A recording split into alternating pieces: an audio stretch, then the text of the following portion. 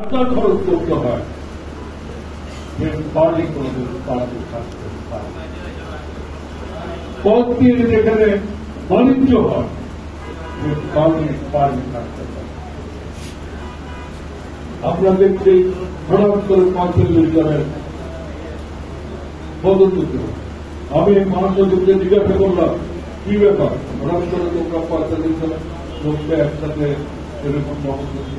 আমি তো আমার তুমি জানো না পাইনি, তুমি জানো না, তুমি তো পার্টির মান, তোমার অনুমোদন ছাড়া যদিও চেয়ারম্যান পদোন্নতি দেবেন কিন্তু তার সম্মতি তোমার সম্মতি ছাড়া দিতে সেই জিনিসটা আপনারা শুনেছেন যে জহির সেই প্রেসিডেন্ট মিটিং সে তো ভিতরে যে কোনো চাষাদি করেন কনস্পিরেসি করেন, সে তো প্রেসিডেন্ট মিটিং এ বলেছেন যে বিশাল আমাদের চাঁদা নিচ্ছেন, আমাদের মনোনয়নপত্র বিক্রি করে প্রায় ৩ কোটি টাকার মতো আপনারা পেয়েছেন, এই টাকা মতো বিশাল এটাই হচ্ছে ছাত্র।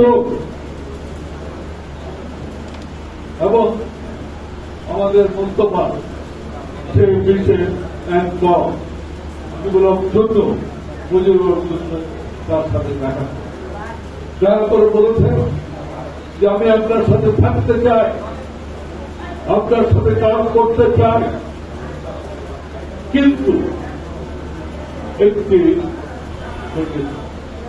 যেটা কি বিচারের পর এই ছাড়া আপনাকে বিলুপ্ত করতে হবে আমাদের কারণ এটা হতে পারে।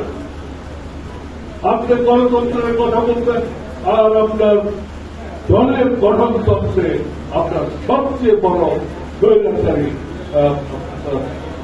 ধারা আপনি রাখছেন, এটা কি হতে পারে? আপনি কি গণতন্ত্র করবেন? আপনি মানুষের কাছে কি করে যাবেন?